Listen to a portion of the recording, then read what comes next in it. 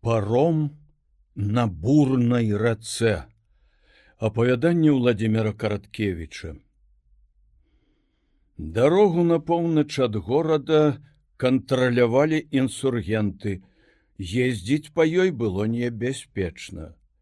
Таму ганцам, каб трапіць у размяшчэнне коннага палка, даводзілася скакаць з захаду, перапраўляючыся ў брод праз Друдь, або гэтая дарога была карацейшая, але яшчэ больш небяспечная, праз Днепро, каб адчуць сябе спакойна пад аховаю урадавых войск, да пэўнай ступені спакойна.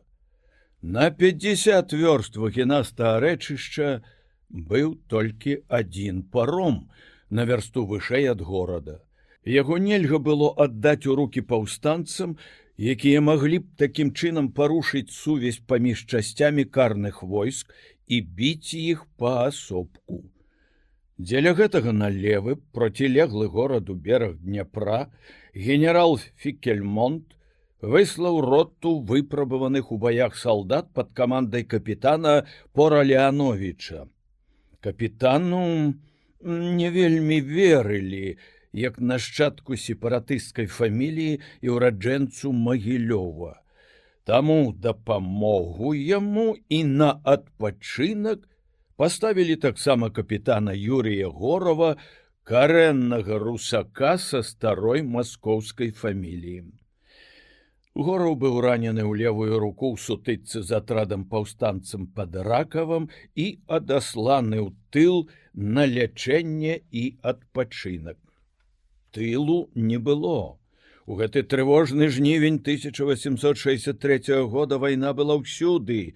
Белыя спрачаліся з чырвонымі. Беларусы не хацелі мірыцца з шавінізмам белага жонду. Вспыхвала, згасала і зноў выбухала абурэнне палітыкай цара. Пераспелае жыта плакала зярнятамі, а ў жыце стаялі шыбеніцы. І не ўстаў ніхто, і не сказаў людзям, што не можна рэзаць адзін аднаго, што свет вялікі і на кожнага хопіць ніў, што хлеб аднолькава смачны, на якой мове яго не называй, не мог сказаць. Справа ішла больш, чым пра хлеб.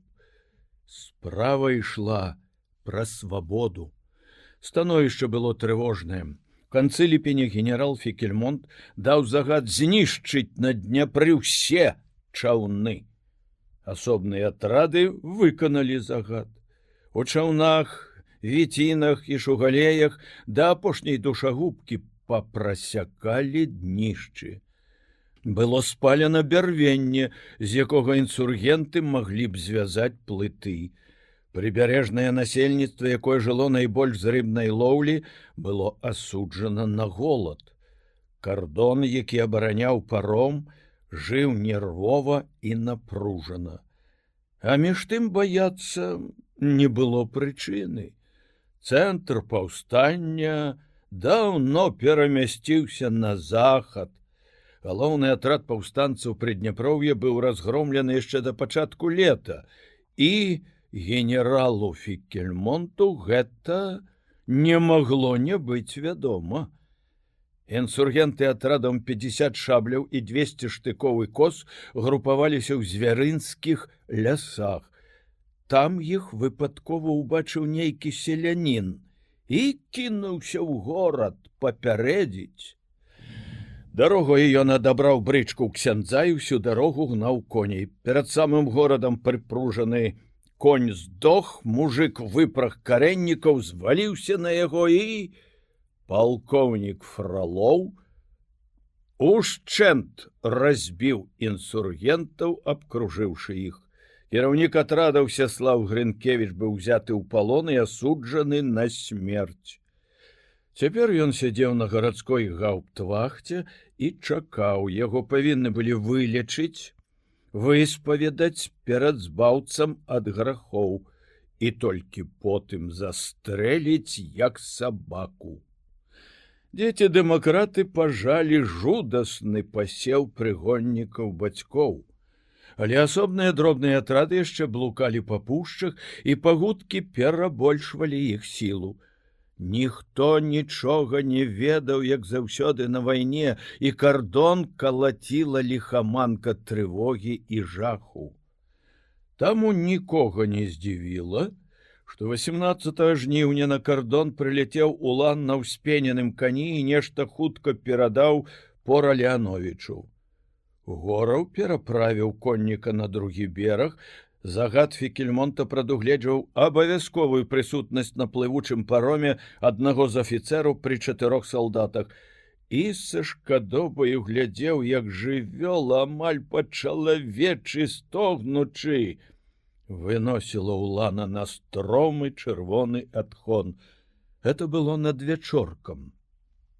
Парыла так нясцерпна, што салдаты і капітан абліваліся потам. Цьмяная ад сонца люстра ракі здавалася мёртвым, не боўтала рыба, і шэрыя чаплі на водмелях стаялі змораныя, падобныя на пачварных вядзьмарак, апранутых у лахманы. Толькі ластаўкі ў быстрым лёце чыркалі крыламі ваду, ды недзе за бясхмарным гарызонтам бурчаў нябачны пярун, бурчаў упарта, раз пораз. «Будзе верабіная ноч», — падумаў Гораў. Быццам адказваючы яму, адзін салдат уздыхнуў: «Залье нас сёння, як вясной будзем куваць на востраве». Процілеглы бераг быў нізкі, толькі на ўзвозе, дзе стаялі хатка паромшчыка і адрына, быў высакаваты пясчаны ўзгорак, упрыгожаны 2 хвоямі і дзесяткам чорных вольг. Туды вада не даставала. «Іван», — спытаў салдата Гораў, — «ты тут 5-й год служыш. Што, шалеяў на вальніцу Дняпро?» «Рака з карахтарам». Твар у салдата быў чырвоны, абліты сонцам, упалавень залівае ўсю пойму. Толькі верхавіны над вадою дрыжаць. І так вёрст на 7. Нядобрае месца для парома, пані, вось што я вам скажу. Тут і ў вераб'іную ноч дрэнна. Все старыкі на пойме вадой пазалівае. Унь той клін адрэжа. Перапраўляцца нават і не думай. Канцы. Паром торкнуўся ў бераг, і адразу лаза на беразе, якая дагэтуль плыла перад вачыма, спынілася, замерла. Салдаты з вясёлым гоманам пацягнулі на ўзвоз чорны мораны дуб, прывезены на паліва. Капітан уздыхнуў. І яму на хвіліну стала зайздросным. Быць такім шчыра вясёлым, такім неўтаймавана жыццярадасным, гэтага ён не мог. Усё тое ж самае. Тарахане месяц вочы бачаць той самы абрыдлы кардон, паромшчыкаву хатку, у якой філасофствуе за гарэлкай пора Леановіч, адрыну і вялізную стайню, дзе размясціліся салдаты, смугастую будку вартавога, аслізлы паромны канат. Адзін паратунак — Дняпро. Да і той ляжыць цяпер пад свінцова-цяжкімі промнямі сонца, трывожны і нямы. А ў Маскве цяпер цішыня. Масква толькі пачынае ажываць, вяртаюцца з дачы маёнткаў людзі. На ліпах няскучна асаду першыя жоўтыя лісцікі, з багатых восеньскіх рынкаў даносіцца пах валовых мордачак, улюбёныя яблыкі маменькі. Маменька, пэўна, паехала цяпер у манастыр маліцца за здравие воіна Юрыя і каб Бог дараваў яму веру. Едзе паўз круціцкае падвор'е ў сваёй нехлямяжай, падобнай на гарбуз брыдцы. Фурман Сідар з вялізным на 3 задам крычыць на сустрэчных страшным голасам: «Адзі, сцеражыся!» а ў блакітным небе сляпуча блішчаць купалы сабораў і плыве лягусенькі контур круціцкага терамка. А вось і сам ён, Юрый, выходзіць з парадных дзвярэй, праходзіць дарожкай пад ліпамі, з насалодаю дыхаючы празрыстым і ўжо схаладнелым паветрам. Ванька з прарехам пад пахай трусіцца на козлах. Эй, Ванька! І вось ляціць брычка. Спачатку па Цвярской, потым бульварам, потым на Арбаты, узмывае, захлынаецца ў грудях ад радасці сэрца. Так, вайна скончана, вайны ніколі больш не будзе, і ліпы, і Арбат, і цудоўныя асабнячкі. І Надзін устае яму насустрач у гэтай сваёй белай сукенцы. Гэта вы? Божа мой, як я рада! І зноў занадта паспешліва апускае да вышывання свае невінныя цёмна-сінія дзівосныя вочы. Што з таго, што яны толькі двойчы абмяняліся некалькімі словамі, што яны амаль незнаёмыя, ўсё адно гэта Масква і сонца, і дзень без крыві і стрэлаў, і Масква — гэта і ёсць Надзін, Надзенька, Надзейка, як кажуць тут. Што з таго, што ён цэлы год не бачыў яе, што яны мала знаёмыя? Ось ён бачыць яе валасы колеру ржавых кляновых лісцяў, такія пушыстыя, мяккія, лягусенькія, падасланыя белым радком не раз прыпухлай ніжняй губкай. Надзенька, каб вы толькі ведалі, як я сумаваў па вас, як нестерпна мне было без вас на гэтай зямлі, што стаптана капытамі конных палкоў. Яна усміхаецца, і цішыня. Недзе ўдарыў і змоўк у шкляным паветры далёкі звон. Шчасце! Москва і цішыня, цішыня ў шатах ліп, цішыня. Стрэл! Гораў ад неспадзяванкі спатыкнуўся аб корань, які д'ябал ведае на што, выпер акурат на дарозе і адразу пачуў за плотам распанелы грудны голас. «Сымон, давай карту!» Стрэлы гэты голас вярнулі яго на зямлю. Юрый глыбока і цяжка ўздыхнуў і амаль з нянавісцю агледзеў страшны ў сваёй мёртвасці Дняпро. Бровы маладога чалавека задрыжалі, але ўжо ў наступны момант ён авалодаў сабою. Нездарма яго паважалі за шалёную храбрасць, цвёрдай хадою падаўся ў двор. Гэты сумны двор, выбіты як ток, абкружаны паламаным плотам. Сярод двара тварамі да забітай брамы стаялі два чалавекі, салдат-дзяншчык і афіцэр. Салдат трымаў скрынку з пісталетамі і распачатую калоду карт. Афіцэр браў са скрынкі пісталеты і, амаль не цэлячыся, страляў у браму ў маленькі белы чатырохкутнічак, прыбіты да шула. «А, камрад, да зброі віссусы гусары!» Горава, каторы ўжо раз уразіў яго сухі прыгожы твар, белыя валасы і бакенбарды, і, галоўнае, страшнаватыя блакітныя вочы, у якіх відна была пагарда да ўсяго. Яшчэ рэзкі шрам паўз брывою левую скронь. Калі пры першай сустрэчы ён запытаўся ў пора Леановіча, адкуль узялася гэтая адметіна, той неахвотна буркнуў: «Шпагаю тут адзін падурэў, штафедрон». «Ну і што?» — спытаў тады Гораў. «Паспадзяваўся занадта на французскую школу», — сказаў Леановіч. «У славутага, бачыць, Мерсье вучыўся».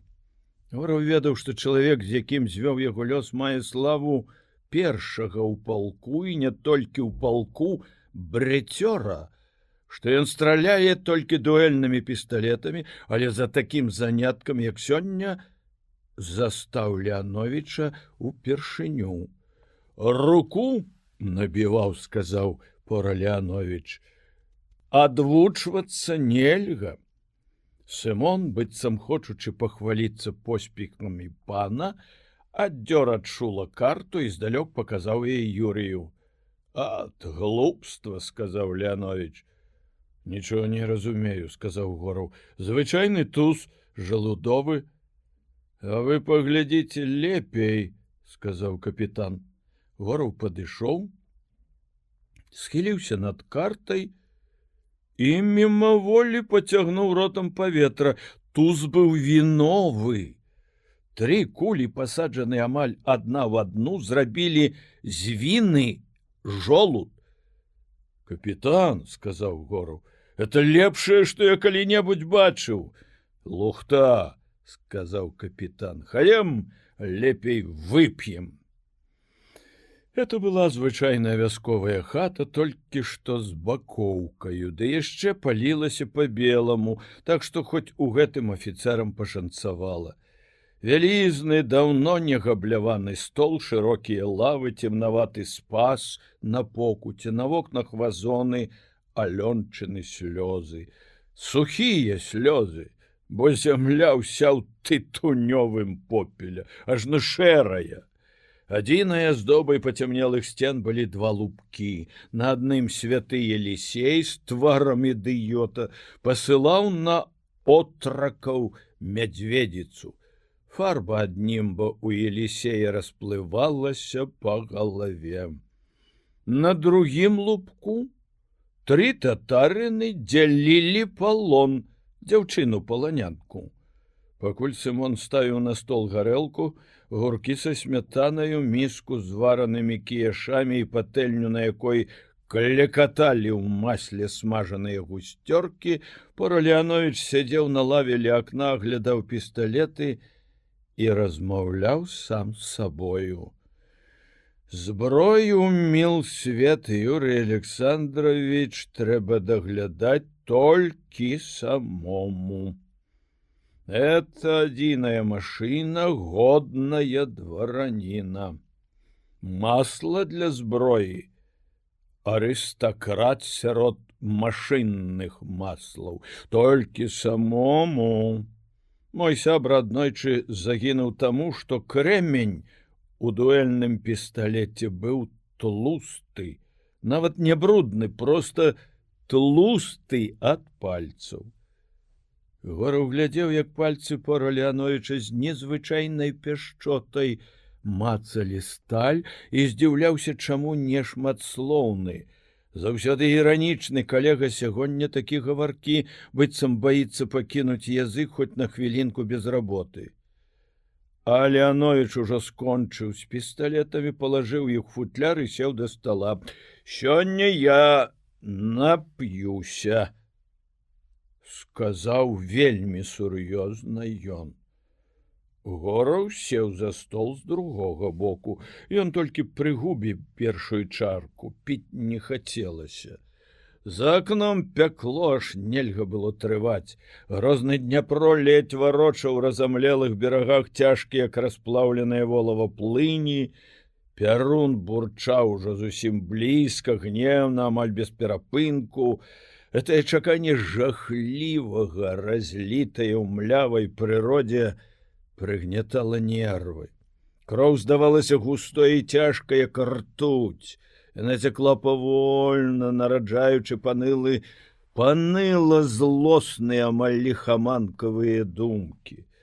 А Леанович куляў чарку за чаркай, як быццам усё памятаючы, што яму трэба напіцца да моцы Божай. Уважаючы на сённяшні настрой Леановича, ад гэтай моцы Божай можна было чакаць чагось цікавага. І таму Гораў амаль не здзівіўся, калі пора Леанович раптам адсунуў чарку. «Вайна называется», — сказаў ён. Сумна, Юрачка. Мне б тады ваяваць, калі рабавалі, закосы валілі пад сябе дзяўчат. А тут замест всяго гэтага капеечны віст і бацькоўская лупцоўка пейзан. Да, мы з расійскай гісторыяй. Просто перад сабою на фоне акна Гора ўбачыў яго сілуэт, рэзкі прыгожы профіль з прамым носам і зведзенымі бровамі. За акном Юрый з трывогай сачыў за гэтым, хмары пачалі наплываць і завалакаць неба. Яны накіпалі амаль з неверагоднай хуткасцю, грувасціліся адна на адну, відочна пасоўваліся туды да Дняпра на горад, дзе вісела яшчэ бялёсая смуга на невялічкім лапіку блакітнага неба. Задуха стала нясцерпная, і нясцерпным стала чаканнем. Толькі Леанович, здавалася, не адчуваў нічога. Яго нахабныя і страшныя вочы гарэлі вясёлым шаленствам, і Гораў, успомніўшы яго сённяшнюю забаўку, зразумеў, што чалавек, які сядзіць насупроці яго, страшны, вельмі небяспечны чалавек, драпежнік, у якога, пэўна, зусім няма ў душы месца для так званых пакут сумлення. Леанович торкнуў пальцам у адзін з лупкоў. Мы вось, як гэтыя тры татарыны. Адзін татарын Филька, так ён зваў генерала Фікельмонта, другі татарын я, а трэці вы, вельмі шаноўны Юрый Александрович, дзелім цноту прыдняпроўскай зямлі, занятак сэнсам, бо пад каго толькі не клалася яна. І выходзіць, што ўсё гэта па меншай меры не патрэбна. І тут пачалося. За акном, як бач, сцямнела. Шалёны віхор праляцеў дваром, задёр шинель на галаву вартавому, нахіліў на страху стайні чорную вольху, і тая затрапятала, сагнуўшыся ў дугу. Шаленства пераднавальнічнага ветру не скончылася на гэтым. Ён надумаў, відаць, наведацца ў госці да людзей у хаце. Раптоўна грукнулі дзверы.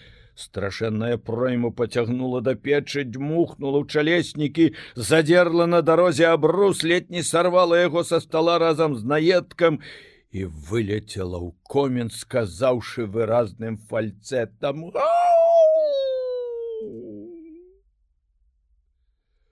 Гора ўбачыў в акно, як гэты парыў проймы выкінуў з напаўразбуранага коміна галчына гняздо і пагнаў яго, як кола па пыльнай дарозе. «Сымон, чортаў сын!» — крыкнуў Гораў. «Каглу забыў зачыніць!» І сам кінуўся да печы, зачыніў каглу, падторкнуў і анучаю. Сымон скочыў у дзверы капантаны, зачыніў іх, паправіў абрус, шуснуў бакоўку і бордзенька выскачыў адтуль з запаленай свечкай. Гораў пабачыў, што Леанович сядзіць, успёршыся скронею на кулак, вельмі бледны, з заплюшчанымі вачыма. Вусны яго варухнуліся. Не расплюшчваючы вачэй, ён сказаў: «Стаіць певень над кручаю, заткнуўся анучаю». І растлумачыў: разгадка гэтай загадкі кагла. Катэхізіс народнай мудрасці увесь складаецца з такіх выслоўяў. Сымон задаволена хмыкнуў. «Ідзіце, Сымон», — сказаў ён, гледзячы в акно. Сымон выйшаў, Гораў павярнуўся да субяседніка і з дакорам сказаў: «Як вам не сорамна? Пры салдаце паказалі сябе дурнейшым за яго. Збасцілі народ, вы ж беларус, старога роду». Па шчоках Уляновіча папаўзлі чырвоныя плямы. Раптам ён зацікаўлена спытаў у Горава: «Што мне? Есці гэта? І што такое наогул беларус? Каго тут не было? Немцы былі, палякі былі, Літва была, і раптам беларус. Сеў сабе з дурной мордай і сікасць-накасць пальцам у носе калупае. Пры апошніх словах зрэнкі Уляновіча папаўзлі да пераносся. Твар стаў такі дурны, што Гораў са сваім памяркоўным і вясёлым характарам не вытрываў, засмяяўся. «Няма нічога смешнага», — вызверыўся Леановіч. «І ў вас, і ў нас адна хвароба. Всю сваю гісторыю мы адным месцам думалі. Чаго ад нас чакаць? Святаслаў, забі Ярослава. Ярослаў, забі Ізяслава. Ізяслаў, забі Святаполка. А Святапол, забі Барыса, ды яшчэ і Глеба на прыдачу. А тыя да пакутніцкага скону укакошылі 2 братоў і 3 сватоў, і за гэта хрысталюбівай праваслаўнай царквою прылічаны да святых. Вераб'іная ноч за акном ужо ўзяла свае правы, неяк вельмі хутка, дождж паліў так, што, здавалася, паветра было менш, чым вады. Маланкі крэслілі неба так часта, што жоўты агеньчык свечкі стаў зусім няпэўны і непатрэбны. У сінім агні бліскавіц Гораў бачыў мярцвячы твар, укрыты кропелькамі поту. І заўсёды на наш вялікі народ палка знойдзецца, часцей за ўсё чужая. Цар, псар, это нам все адно, абы кульшы магутныя былі, ды барада лапатай, ды вусы як мага жахлівей. І ўжо тут мы ў вернападданасці сваёй всяго яго абліжам аж да цяжкага гузна. Іх вялікасць у ложы сядзіць, гімн, створаны вялікім паэтам, яму спяваюць, а бараны у замілаванні да яго ўсім натоўпам кідаюцца, а блакітныя мундзіры іх па мордзе, сядзіце на нумарных месцах. Чорт вас ведае, раптам у вас гармата ў каго ў кішэні. А ў тых па мордах і юшка цячэ, і слёзы чуллівасці. І не разбярэш, чаго яны галосяць, ці ад болю, ці ад захаплення. А назаўтра за цара, за веру, з намі Бог. Бязвожныя французікі караля свайго да смерці забілі. Бі іх, пакуль смяротнай гікаўкай не загікаюць. Патрыятызм! Юрыю і шкада было гэтага чалавека, і абурэнне брала. Згадзіцца з ім было нельга. Это азначала, што ўвесь ягоны свет, універсітэт, дзе прафесары чыталі пра чалавечы мікракосм, Надзін, якая захапляецца Тургеневым. Чынны, велічны дзяржаўны спакой Неўскага ўзбярэжжа, маці, якая просіць аб веры для сына і хрысціцца з любоўю на крыж Міколы на курыных ножках, всё мана, всё міраж. Казаць Леановічу пра гэтыя няўлоўныя прыкметы бадай што і не варта было. Ён проста лінейны, мог і не зразумець. Таму Гораў даволі бездапаможна, ён і сам адчуў гэта і пачырванеў, сказаў яму: «Вы дваранін, капітан Леанович. Вы павінны паважаць традыцыі». Леанович ускіпеў: «Адкуль маё дваранства ідзе? Вы ведаеце, чаму ў мяне да прозвішча прыдомак Пора? Ці папросту Пара?» Не ведаю. Таму што ад бандзюкоў паходзім, Мілсвет Юрый Александрович. У цараванне, здаецца, цараць сяляці град Магілёў аддаўся ва ўладу баганоснага маскоўскага воінства. Заўважце, сам. Ну, на знак удзячнасці жыхароў прымусілі трымаць гарнізон на свой кошт. І сталі тут наглы лабідуды думу думаці. Каб гэта яшчэ батагамі, дык згода была б, всё жыццё з-пад батагоў не вылазім. А грошыкі? Тут ужо не дудкі. Стук у дзверы прымусіў Леановича змоўкнуць, і Гораў сказаў холадна: «Заходзь». Вайшоў Іван, той самы, з якім Горам размаўляў на пароме. Рэзкі чырвоны твар Іванаў, твар сапраўднага салдафона, быў мокры. З-пад салдацкай бесказыркі вісела пасма рэдкіх засівелых валасоў.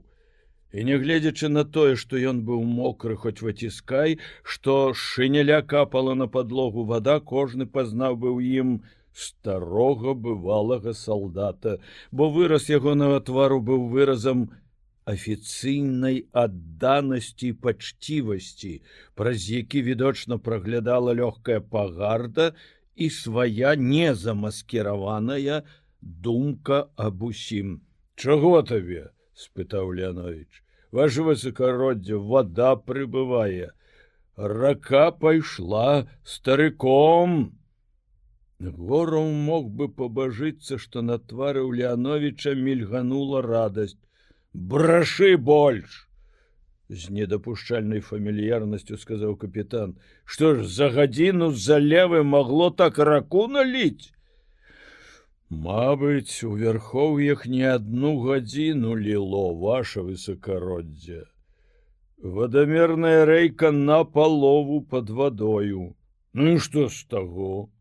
Праз паўгадзіны яна схаваецца ўся, старык заліе, будзем на востраве. Ну і добра, не два можам не чакаць мяцежніку, ідзі да д'ябла». І, убачыўшы, што салдат все яшчэ стаіць, спытаў: «Ну чого табе яшчэ?» «Прахожыя могуць сунуцца ў ваду на звычайным пераездзе цераз Старык. Дазвольце там каравул паставіць, могуць патапіцца». «Табе што да таго?» – спытаў капітан. «Няхай не суюцца ў ваду, няхай варочаюцца ў збаровы, там начуюць, ніякіх каравулаў». «Слухаюся, ніякіх каравулаў», – сказаў Іван і выйшаў.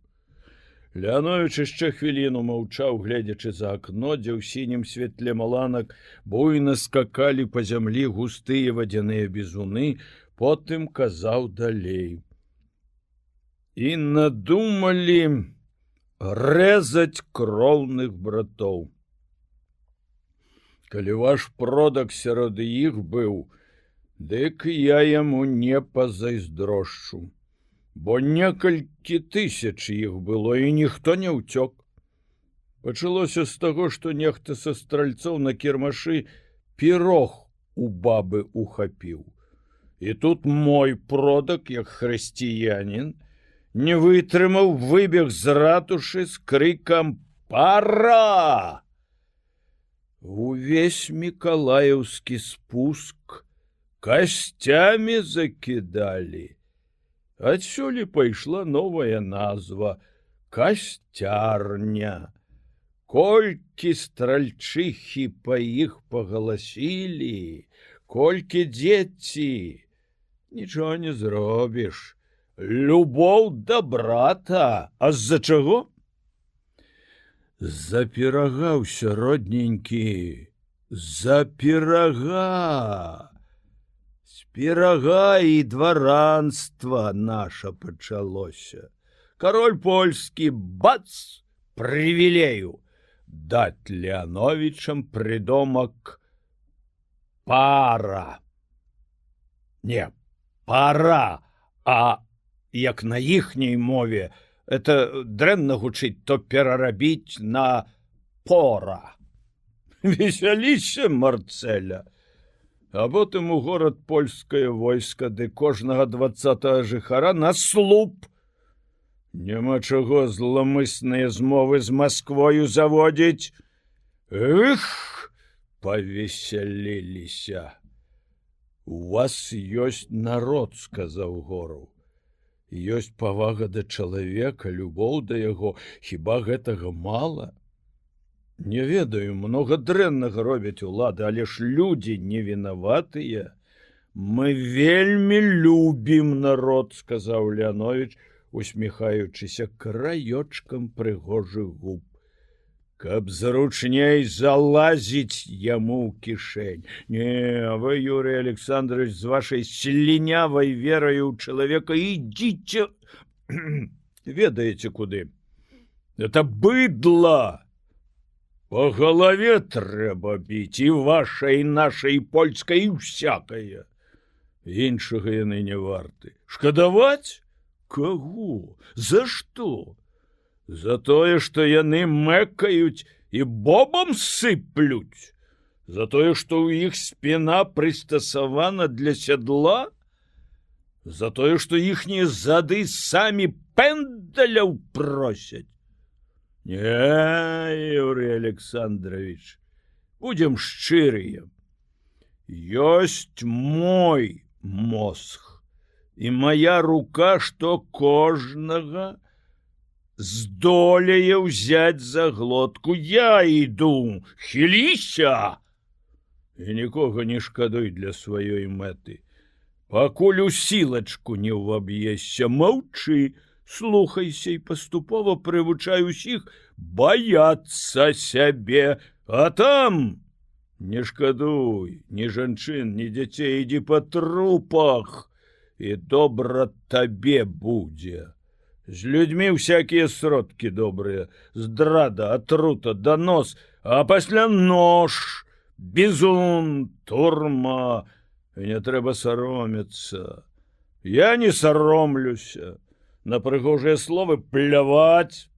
Я таких брыдот нараблю, што ўсіх ванітаваць будзе. Вас будзе ванітаваць, а я тым часам на кожнага петлю накіну і зацягну. Жудасны чалавек сядзеў перад Горавым, страшны, як шалёная рысь, і Гораў, не хочучы паказаць свайго адчування, няшчыра пазяхнуў і спытаў: «Вы на французскую хваробу ніколі не хварэлі, капітан?» Бо нешта, мне здаецца, такія словы сведчаць аб размякчэнні спіннога мозгу. Нават слоў маіх баіцеся, засмяяўся пора Леанович. Не, капітан, я не хварэў на французскую хваробу ніколі, і продкі мае не хварэлі, зберагалі для мяне сваю сілу. Ішлі б вы лепей спаць, капітан. А вы што? Я не хочу вас слухаць, я афіцер. Чтоб я не думаў, я звязаны прысягай і законамі гонару. Псу под хвост, сказаў Леанович. Ён устаў, шырока пацягнуўся, выпростваючы мускулы, засмяяўся. Прашчур, малайчына. Галоўнае стаць на той бок, які выйграе. Гораў адышоў ад стала, успёрся локтямі на падваконне і прыціснуў лоб да халоднага шкла. Дождж ліў так, што ўся зямля ў сляпучым святле бліскавіц укрывалася сінім мільгаценнем кропель. Быццам поле нізкіх ля самай зямлі кветак вырастала і зноў згасала ў цемры. Білі грымоты, нехта люта сваволіў, ломячы ў хмарах тоўстыя дрэвы. Пра шум дажджу пачуліся шоргат колаў па хліпкай зямлі, глухія галасы. Гораў угледзеўся ў цемру. Нехта прыехаў. Ён накінуў плашч і выйшаў. Сярод двара ў косым святле, што падала за кон, стаяла запражаная пара. Дымелі спіны замораных коней, за імі ледзь вымалёўваўся цёмны сілуэт лёгкай брычкі з падузнятым верхам. Фурман, сівавусы чалавек, падобны ў плашчы на натапыраную птушку, завіхаўся ля коней, ад маланак цень яго вялізны і нягеглы кідаўся ва ўсе бакі. Фіранка брычкі адшмаргнулася, з-за яе ступіла на прыступку невялічкая нага. Жанчына, высокая і зграбная ў цёмным плашчы, стала проста ў ваду, якая плыла па ўсім двары, і азірнулася. «Сюды, пані!» Спяшаючыся з ганка ёй насустрач, голасна сказаў Гораў. Ён адчыніў перад жанчынаю дзверы, тая пераступіла парог і адкінула капюшон, мружачы вочы ад сляпучага пасля цемры агеньчыка свечкі. Здзіўлены Леановіч глядзеў на жанчыну вялізнымі вачыма. Глядзець было на што. Ніколі яшчэ Гораў не бачыў такога аблічча. Густыя цёмныя бровы, якія здаваліся б амаль мужчынскімі, каб не агромністыя, як чорныя азёры, бліскучыя вочы і прыпухлы маленькі рот. Прамы невялічкі нос, мяккі авал трохі асіметрычнага аблічча, якому самая гэтая асіметрычнасць надавала дзіўны выраз мяккай жаночай пакорлівасці і адначасова ўладнасці, нават прывычкі ўладарыць. Адкуль гэта, падумаў Гораў, ад арыстакратызму? Наўрад, яна, відаць, такая самая арыстакратка, як я, проста чалавек духу і думкі, а ўладнасць? Як гэта я не здагадаўся? Проста таму, што мужчыны не могуць не быць рабамі перад такой жанчынай. І ён адчуў, што каб не мундзір, каб не вайна, ён, можа, і сам стаў бы яе рабом. І нёс бы гэта рабства нават з прыемнасцю. На цёмна-русых валасах жанчыны над ілбом вясёлкава блішчалі маленечкія кроплі вады, і было ў гэтым твары нешта дзіцячае і безабароннае пры ўсёй даросласці. Леановіч уздыхнуў і схаваў твар у далоні. Гораву здалося, што плечы капітана калоцяцца ад прытоенага смеху, але калі Леановіч падняў вочы, твар яго быў сур'ёзны. На той бераг, калі ласка, сказала жанчына. Леановіч глянуў на гадзіннік, было 11. Сядайце, піце чай, сказаў пора Леановіч. Сымон, фурману шклянку гарэлкі, коней выцерці. Дзякуй вам за добрыя словы, але я не могу. Не пярэчце, калі ласка, сказаў Леановіч. Жанчына прыўзняла на яго вочы, быццам здзіўленая гэтай нечаканай цвёрдасцю, але ўсё ж паслухалася, села. Гораў паспешліва згроб разам з абрусам рэшткі вячэры і выпіўкі, адной рукой правая вісела на перавязі. Яна зусім загаілася, але не магла доўгі час вісець, зацякала. Сымон паспешліва, відаць, з большай ахвотаю, чым для афіцэраў, збіраў на стол. Увесь гэты час жанчына безуважна глядзела в акно, і нават потым, калі пілі чай, не дакранулася да ежы, як не прымушаў яе Леановіч. Толькі пагрэла рукі аб шклянку, глынула некалькі разоў гарачага чаю. Леанович павольнай з відочнай асалодаю сёрбаў бурую ад заваркі вадкасць. Калі Сымон прыбраў са стола, капітан зручна сеў, прыхіліўшыся спіною да сцяны і спытаўшы дазволу, закурыў. Дык чаго б вы хацелі, пані? На той бераг я вельмі спяшаюся, сказала яна. За ўсю дарогу я толькі тут на цэлую гадзіну затрымалася. Давядзецца чакаць да раніцы, сказаў Леанович. Чаму? Загад генерала Фікельмонта ўначы абараняць паром, не падпускаць чужых людзей, тым больш цывільных. Пераначуйце тут, пакой мы аддамо вам. Мне нельга. Вельмі шкадую, пані. Загад Фікельмонта. Ваенны час, пані, інсургенты. Я не інсургент, я толькі жанчына, маці. Захварэла дзіця? Пацікаюўся пора Леанович. Не, я спяшаюся да мужа. Шкадую, пані, але памагчы не магу. Палявы суд — непрыемная штука. І ёсць загад Фікельмонта, як малому дзіцяці тлумачыў Леанович. У мяне таксама загад, яго сиятельство, прачытайце. Ніхто не попрасіў назваць прозвішча. У гэты час на Беларусі было толькі адно сиятельства, падпарадкоўваючыся волі якога рухаліся палкі, ганцы заганялі да смерці коней, людзі мучылі людзей. Так, загад Мурав'ёва, сцвярджальна сказаў Леанович, гледзячы на паперу. Горову здалося, што выгляд у Леановича не вельмі здзіўлены. Ого! Сказаў Леанович. Дык вы жонка Всеслава Грынкевіча. Таго? Але, сказала жанчына, вы ж бачыце, што я вязу памілаванне. Будьце літасцівы. Замянілі пажыццёвай катаргай. Это такое шчасце, такое, яна ўпершыню усміхнулася. Не было нічога прыгажэйшага за гэту усмешку. Мужу варта было б думаць раней, сказаў Леанович, замест саламянай падушкі.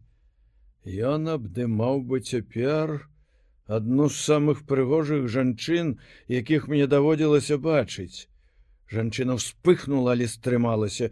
Я ўсё гэта разумею, але зразумейце і вы. Ён будзе жывы толькі на той бок, і праз гадзіну я там, і ён жывы. Леанович маўчаў, нешта абдумваючы. Зірнуў на гадзіннік, машынальна глянуў і гораў.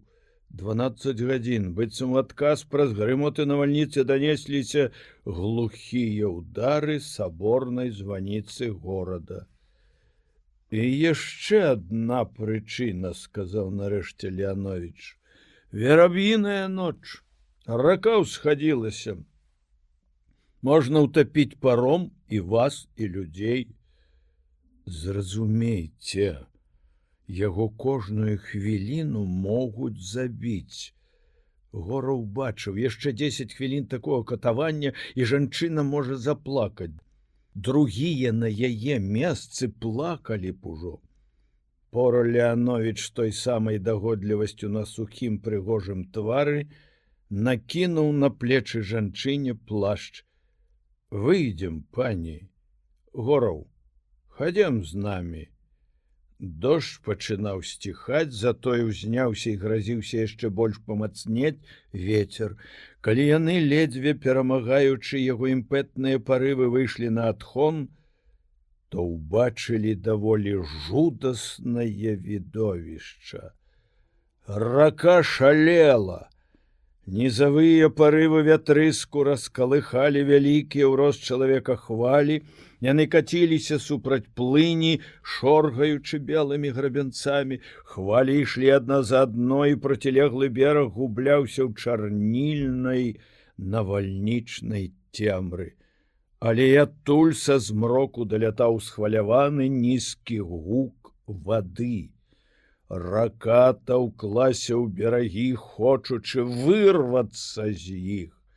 Праз пляму святла на вадзе слізгануў па хвалях дзіравы кошык, потым цэлае дрэва, яблыня, вымытая з карэннямі. Дзіўна было бачыць на яе галінах, апырсканых пенай, галінах, якія круціліся, то знікаючы пад вадой, то зноў выплываючы, 2 ці 3 зеленаватыя яблыкі. Леанович моўчкі паказаў рукою, што трэба вяртацца ў пакой. Толькі там, у разамлелай цеплыні начнога чалавечага гнязда, ён сказаў: «Вы самі бачыце, пані, паром немінуча знясе. Пачакайце да раніцы». «Але ён чакае», — сказала яна. «Ён чакаў 2 месяцы.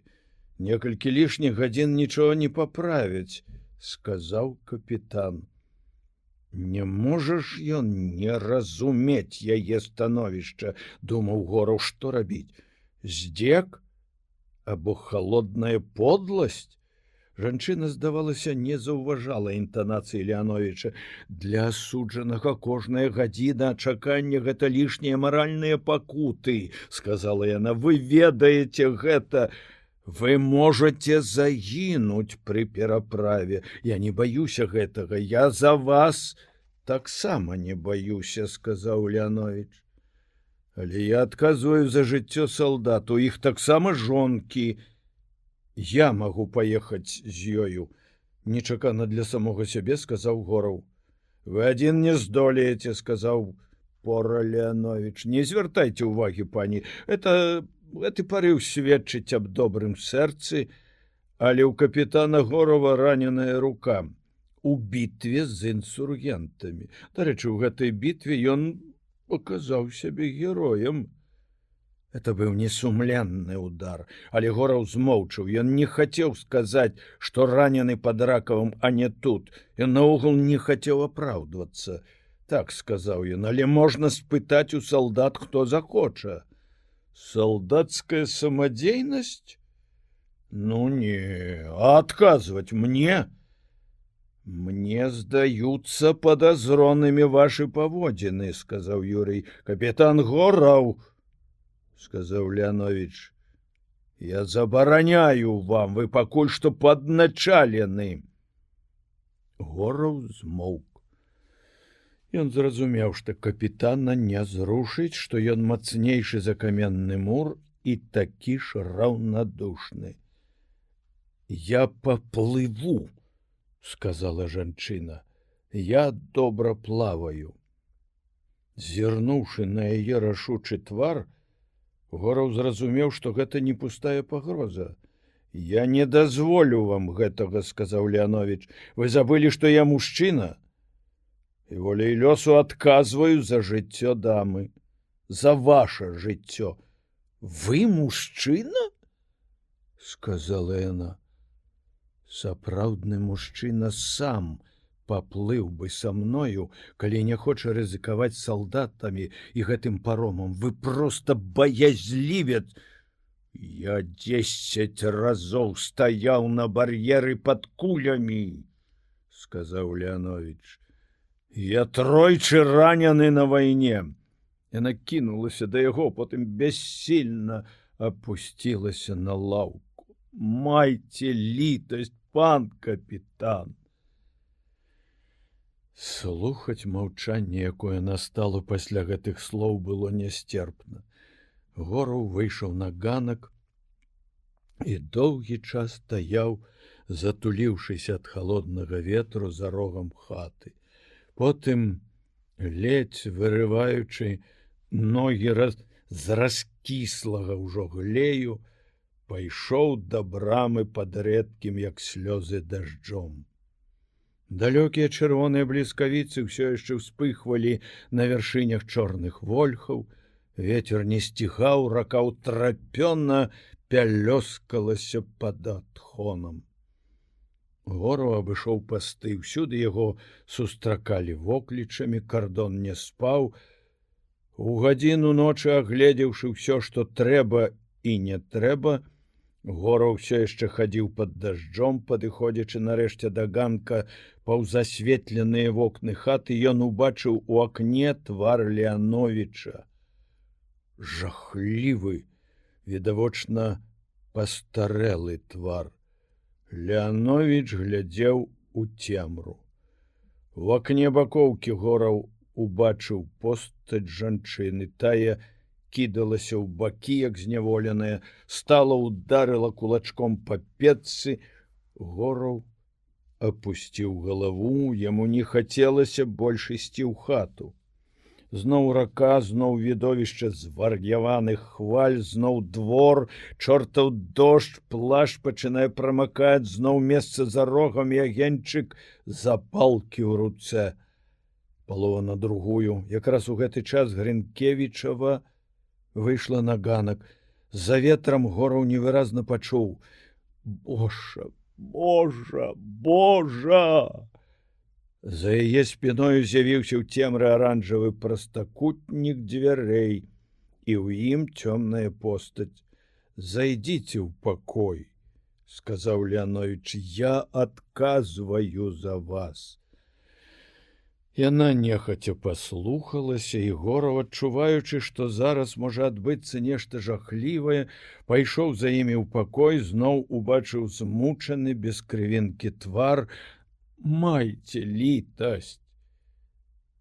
І раптоўна ўся сіла гэтай натуры, вся яе палкая страстнасць выбухнула парывам гора, падобнага чымсьці на экстаз. «Няўжо ў вас не было кахання, хоць маленькіх успамінаў? Яшчэ 3 гады таму ён быў толькі маім жаніхом. Разумееце вы? Ці ў вас лядзяж замест сэрца? Быў май, мы гулялі ў гары пні. Такі смех быў над паплавамі, а цяпер ён заўчасна сівы, змучаны, яму нельга». І гэтыя словы вярнулі яе да прытомнасці. «Ах, вы! Чаго вы варты?» — сказала яна. «Фрунт забіў вашу душу. Вы не разумееце нават, што ён не за сябе, што ён за народ, за вас, за гэтых бедных людзей. Ён не дзеля грошай, не дзеля ўлады, ён чысты, як неба. Каб народ быў вольны. Гэта і ваш народ, пан капітан. Воля патрэбна ўсім, а нам, беларусам, рускім, палякам, больш за ўсіх, бо мы штодня без яе паміраем у пакутах». Твар Леановіча скрывіўся нейкай жудаснай грымасай. «Пані, я адпраўлю вас не на другі бераг, а з аказіяй у Магілёў, калі пачую яшчэ хоць слова ў гэтым стылі». Жанчына паківала галавой. «Які ж вы нізкі чалавек!» Ляснулі за ёю дзверы бакоўкі. «Ух, сука!» — сказаў пора Леановіч. Гораў праглынуў камяк і сказаў: «Леановіч, это брыдка». Але на вуснах у начальніка кардона зноў з'явілася прыязная і страшнаватая ўсмешка. «Капітан», — сказаў ён, — «гэта, здаецца, вас прыставілі наглядаць за мною, а не мяне за вами. Мне здаецца, яны зрабілі дрэнны выбар». Гораў аслупянеў. Ён ніколі не ведаў, ніколі нават не мог падумаць, што на яго можа ўпасці такое падазрэнне. Ён стаяў, моўчкі хапаючы ротам паветра, бялявыя хвалістыя валасы прыліплі да спатнелага лба, глыбокія сінія вочы сталі жаласныя. Быццам атрымаўшы удар пад грудзі, ён з хвіліну моўчкі хапаў ротам паветра, а потым кінуўся прэч з пакоя. Стоячы за рогам хаты, адчуваючы, як мокры ліст высокай вяргіні часам гладзіць яго па шчацэ, ён у думках пагражаў Леановічу самай жахлівай помстай і ў той самы час ведаў, што нічога ён яму не зробіць, што гэты брыцёр з халоднымі вачыма робіць правільна, затрымліваючы жанчыну да раніцы, што на баку гэтага чалавека права вайны, якой яны абодва служаць. Што ж, нічога не здарыцца дрэннага, адна ноч, і раніца яна сустрэне мужа, ім дадуць спатканне, думаў ён. За што ж я злуюся на Леановіча, які шчыра выконвае загад? За тое, што ён свіння?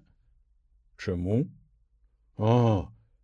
Проста нельга адбіраць у гэтай жанчыны тых некалькіх лішніх гадзін, што яна будзе з мужам перад тым, як навекі, назаўсёды, хоць ён і будзе жывы. Мокры ліст вяргіні зноў з ліслівай абыякавасцю пагладзіў яму шчаку. Але чаму навекі? Чаму назаўсёды, думаў Юрый. Ён пасядзіць год 5, а потым, вядома, будзе амністыя, цар міласэрны. Дрэнны чалавек не адпусціў бы на волю прыгонных. І ўсё ж гэта жахліва. Нават 5 год. У жанчын такая мімалётная прыгажосць. Што будзе з яе вачыма, з гэтай гордай шыяй, з гэтымі валасамі праз 5 год? Шкада жанчын, шкада іх дзіцячай безабароннасці, толькі не... Леановіч робіць правільна. Ён добры салдат, Леановіч, а я дрэнны. І ўсё ж Гораў адчуваў, што ён ніколі не даруе сабе гэтай ночы, гэтых разважанняў за рогам хаты. Ён са злосцю адкінуў рукою мокрае сцябло вяргіні і ступіў у паласу святла, што падала з акна хаты на гразь. Было 20 хвілін на 3. Ля плота непадалёк стаяў Іван, трымаючы нешта за пазухай. Гораў глыбока ўздыхнуў. Нястерпна было вось так аднаму стаяць у цемры, падышоў да яго. Салдат трымаў за пазухай адну руку, на яго цёмным твары блішчалі вочы пад кашлатымі бровамі. Што гэта ў цябе? Галчаняткі бедныя. Познія, сказаў Іван. Гнездо раскідана. Страшная штука, ураган. Дзе хавацца, на якой зямлі? Яны помаўчалі, Іван глядзеў за пазуху. Ты адкуль, Іван? Спытаў Гораў. Маскоўскі. Землякі, сказаў Юрый. Зноў запанавала маўчанне. Толькі шапацеў па дзядоўніку дождж. Ох, сказаў Іван. Цяпер на Пятніцкай вуліцы Катрынка грае. Служанкі ля пад'ездаў семкі лускаюць. Іван вялікі непадалёк гарыць, аж вачам балюча.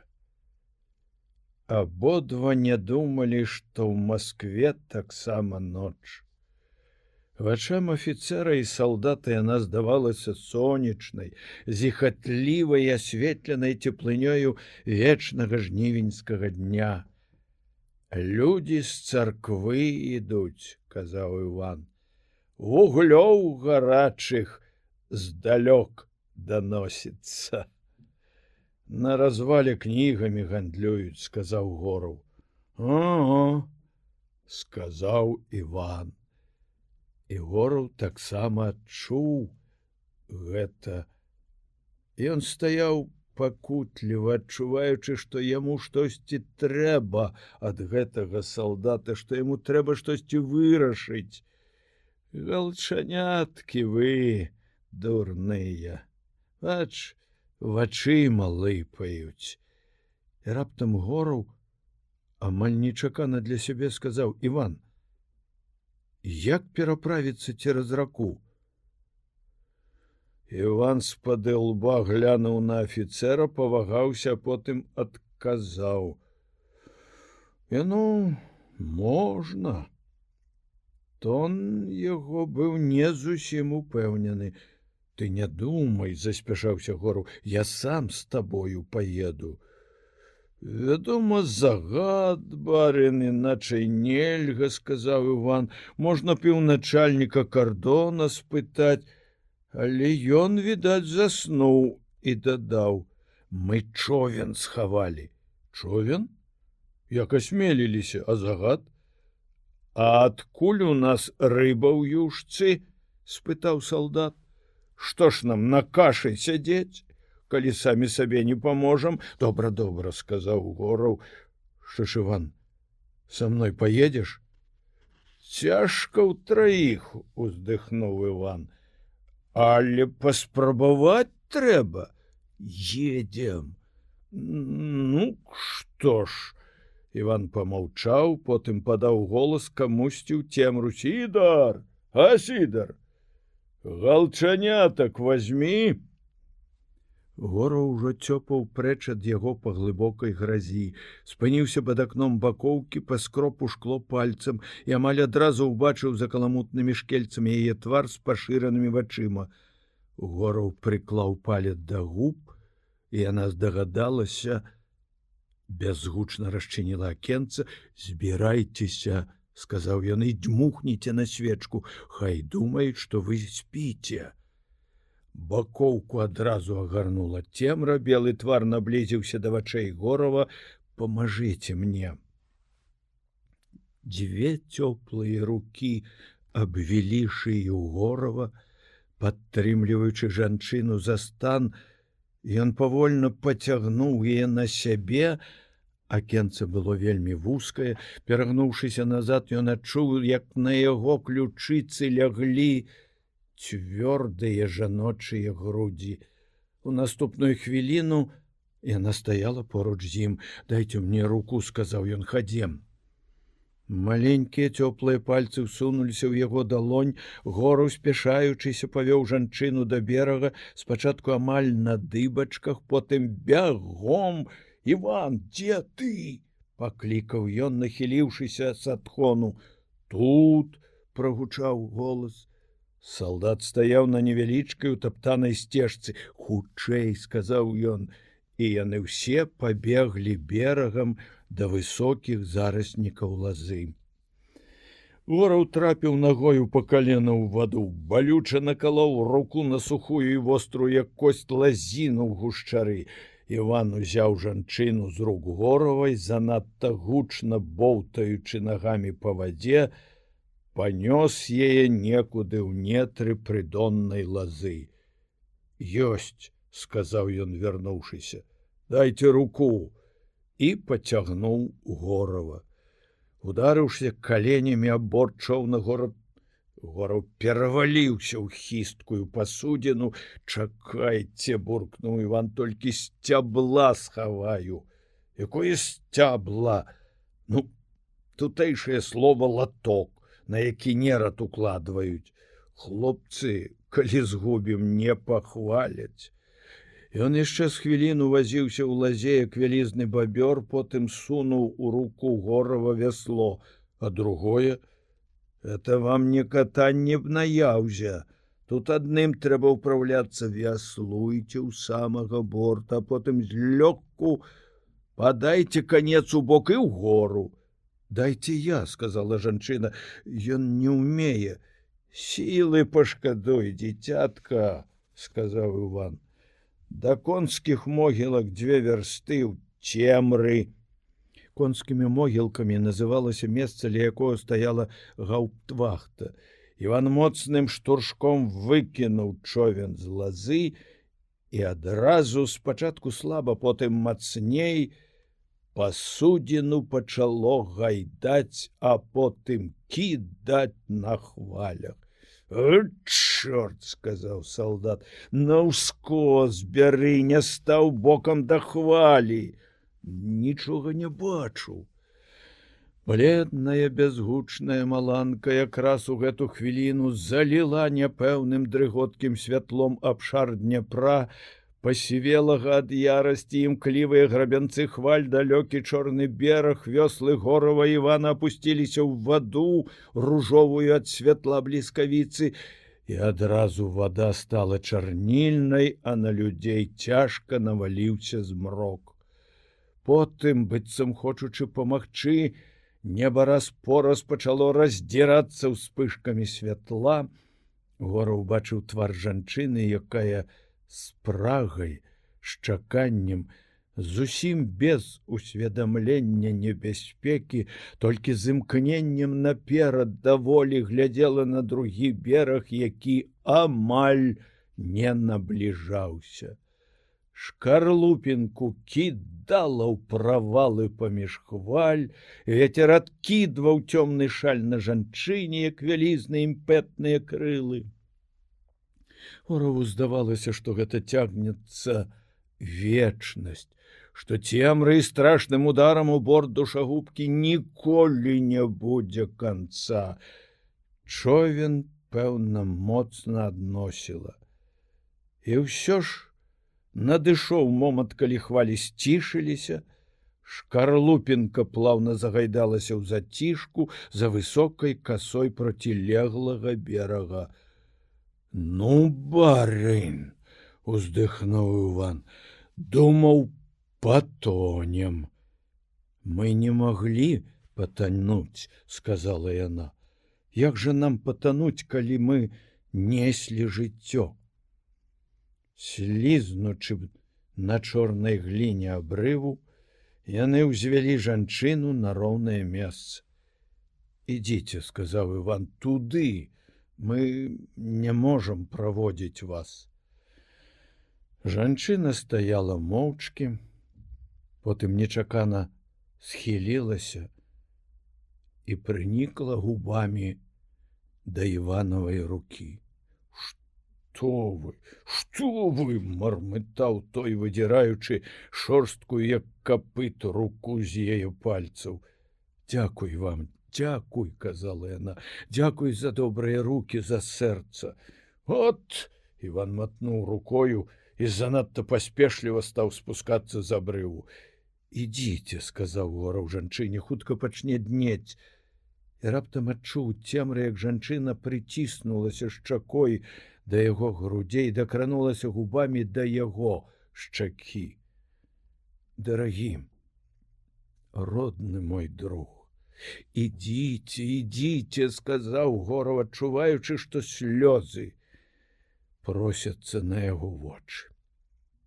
«Я іду, — паспешліва сказала яна.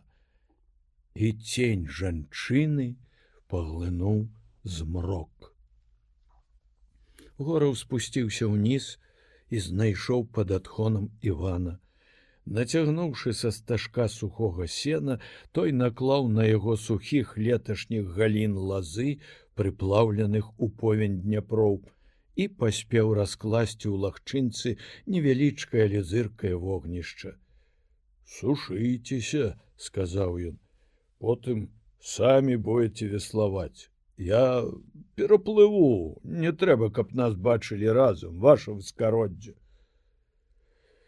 Яны моўчкі сушылі вопратку каля агню, а пасля, калі размялі рукамі сухую пакарабачаную тканіну, заўважылі, што над Дняпром толькі завязаўся світанак. У гэтым жаўтавата-шэрым брудным святле вялікая рака сціхла, быццам засаромеўшыся таго, што нарабіла ў мінулую ноч. Усё яшчэ было ветрана, але нізавы вецер даў месца верхавому, і той сагнаў хвалю, разгладзіў сваім подыхам нахмураную паверхню ракі. Яшчэ падалі кроплі дажджу, але відно было, што дзень хутка ўсміхнецца всімі сваімі прамытымі і цёплымі барвамі. Да і дождж быў такі рэдкі, што незразумела было, ці то падалі скупыя кроплі, ці не бывала дружна хадзіла жорам верхаводка. Іван скруціў вопратку ў вузел і, трымаючы яе на паднятай руцэ, сказаў: «Дык я паплыву, ваш выскароддзе. Прыйду потым на кардон паплавамі». І сказаў, быццам даравання прасіў, быццам не афіцэр падбіў яго на процізаконны ўчынак. «Вайна вайною, а баб шкада, вельмі баб шкада». Калі Гораў, не зусім спрытна валодаючы вяслом, перабраўся цераз Дняпро і паплыў каля нізкага берага, дзень вось-вось павінен быў перамагчы світанне, раскашавала мокрая лаза, цяжкія някошаныя травы на берагах дымелі, з улоння Дняпра плыла сытая пара, як ад вядра з сырадоем. «Божа!» – падумаў Гораў, «нават рэкі цякуць малаком, і на гэткай зямлі, поўнай даброшчаў, паміраць і такой светлай раніцай чакаць смерці? Ну не, няхай хоць на 2 гадзіны скараціць такое чаканне, і то добра, я не шкадую». За павароткаю ракі адкрыўся зусім непадалёку кардон.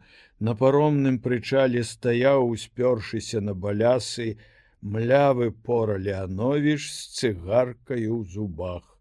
Паплёўваў у ваду. Іранічным позіркам глядзеў на човен, які набліжаўся, выплываў з імглы. Гораў прывязаў човен у лазе, выбраўся з яе на сухі бераг і пайшоў паўз прычал. Леановіч глядзеў на зграбную постаць маладога чалавека нейкімі дзіўнымі, саркастычна пагардлівымі вачыма. І гэтыя вочы прымусілі Горава зрабіць выгляд, што нічога не было, што яны толькі што развіталіся. «Баюся, што вы дарэмна пайшлі на парушэнне прысягі, капітан Гораў». Юрый спыніўся. Вочы яго спакойна сустрэлі позірк вачэй Леановіча. Тут не прысяга. Вайсковы загад не можа датычыцца жанчыны, якая вязе літасць свайму мужу.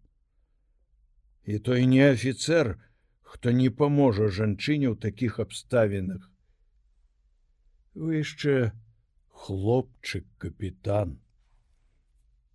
Як лёгка яна вас абдурыла. У яе загад графа Мурав'ёва. Святая нявіннасць. Стары хрен проста не можа раўнадушна бачыць жаночага хараства. У яе загад. І нельга гуляць жыццём памілаванага. На вуснах пора Леановіча з'явілася іранічная усмешка. Вы лічыце, што наш граф так лёгка выпускае з пятлі людзей? Не разумею вас. Яму проста прыкрылі жаночыя просьбы. Яму да слёз хочацца, каб яго лічылі высакародным, каб хоць адна прыгожая жанчына лічыла вылюдкам не яго, а фільку. Што? Ён замяняе страту пажыццёвай катаргай і пасылае жанчыну. А за 2 гадзіны да гэтага з губернатарскай поштай пасылае фельд'егера, каб на месцы паспяшаліся. Гораў сцяў зубы. Калі гэта праўда, то ён падлюга. Ён чалавек, сказаў Леановіч. Чаго ад людзей чакаць. Што далей? — спытаў Гораў. Жанчына, відаць, не шкадавала грошай, яна ехала, наступаючы яму на пяты. Як яна магла зрабіць такую дарогу за 48 гадзін? Не ведаю. Это трэба быць жалезным чалавекам. І ўсё ж фельд'егер вырваўся з апошняй станцыі, узяўшы апошняга коня. Ён аперадзіў яе не больш, чым на 2 гадзіны. Твар Горава быў белы, як палатно. «Не лічыце графа дурным», — сказаў Леанович. Ён помаўчаў хвіліну, Гораў не мог болей вытрымаць. «Дзе той фельд'егер? Вы самі яго перавезлі цераз Дняпро над вячоркам. Гэты улан прывёз мне загад, што б там ні было, затрымаць гэтую жанчыну да 3 гадзін раніцы, хопіць, каб прыняў апошнюю літасць ад папа, памаліўся апошнюю ноч і ўдосталь пакачаўся на шворцы. А ў яе вечныя пакуты сумлення, што спазнілася на паўгадзіны? Магчыма, — сказаў Леанович. Ну што ж, — сказаў Гораў. Я парушыў ваш план, яна ўсё ж паспее, і гэта дрэнна, што вы рабілі. Што вы зрабілі, гэта вельмі несумленна. Не мне ж іх шкадаваць. Як кажуць, воўк ваўку, чалавек. А вы парушылі абавязак і гонар афіцэра. Гонар афіцэра не ў тым, каб быць катам. А жанчына паспее, яна не можа не паспець. Леанович не слухаў яго. Для самазаспакаення думаеце, што гэты інсургент быў крыклівы кар'ерыст, а яго жонка распусніца. Гэтага не на тое, што вы кажаце. Ідзіце па трупах, дарагі Гораў, ідзіце па трупах, а пакуль што? Ён пазяхнуў. Пакуль што ідзіце лепей выспіцеся. Бадай што і я пайду. Падсвядома, нейкімі глыбінямі душы Гораў разумеў, што гэты чалавек падобны на сціснутую спружыну, якую лёгка выпусціць з палону, і тады яна б'е да смерці. Не варта было рызыкаваць, калі апошняя дзея ўсё ж асталася за ім, Горавым. Юрый як мага спакойна паглядзеў яго лянівыя вочы, поўныя жахлівай пагарды да ўсяго і пустаты, на рэзкі шрам паўз брыво. Бадай што ваша праўда, — сказаў ён. Я добра папрацаваў тыя 2 гадзіны, што вы спалі. Трэба адпачыць. І ён пайшоў угору да паромшчыкавай хаты. Пора Леанович глядзеў яму ў спіну цяжкім позіркам. Гораў спаў да 10 гадзін. Калі ён, умыты ружовы ад сну і заспакоены, выйшаў з хаты на бераг, дык убачыў Леановича ў той самай паставе. Ён стаяў, абапёршыся на парэнчы паромнага прычала. Цыгарка дымела ў яго тонкіх спакойных губах, быццам не гадзіны прайшлі з іх ранішняй размовы, а толькі некалькі імгненняў. Юрый стаў ля парэнчаў за некалькі крокаў ад яго. Выспаліся? — спытаў ён. А няго ж? Быццам нічога паміж імі не адбылося, — адказаў Леанович. Ну, вось і добра, — сказаў Гораў. Зараз снедаць будзем. Сымон ужо і гарэлку на стол паставіў. Чаму не пагаманіць пра месца чалавека на зямлі? Леанович пакасіўся на яго. Сумленне ў мяне, пан Юрый, спакойнае. Чаму і не пагаманіць? Яны моўчкі стаялі. Леанович паплёўваў ваду, Гораў абдзіраў кару з ліпавага прутка. На процілеглым беразе над адхонам з'явілася лёгкая параконная брычка. Фурман, асцярожна трымаючы коней за абродь, заводзіў яе да пераправы. Колы брычкі небяспечна падскаквалі па размытых каляінах. На заднім сядзенні сядзеў нехта ў вайсковай форме. «Трэба будзе даслаць салдат, каб падправілі спуск», — сказаў Леанович. «І каго гэта яшчэ нясе?» Зрок у Горава быў не горшы, чым у Сапсана. «Учарашні ўлан едзе», — сказаў ён, і не стрымаўся. Мазалі, відаць, набіў на паўшар'ях, як пірагі. «Гэй!» — пралунаў над ракою зычны голас. Афіцеры стаялі моўчкі. Перад імі плыла імкліва спакойная скаламучаная плынь. Дзень раздумаў пагодзіцца, і светлаватыя хмары віселі над ракой. «Гэй!» — крычалі з таго боку два галасы. «Паром! Паром! Паром!» Леанович ляніва павярнуўся да Івана. «І чаго гарлаюць?» — сказаў ён. «Бяры, Іван, 3 салдат і перавязі гэтых гарлапанаў сюды. Хто з афіцэраў паедзе, ваш выскароддзе?» «Ніхто», — сказаў Леанович.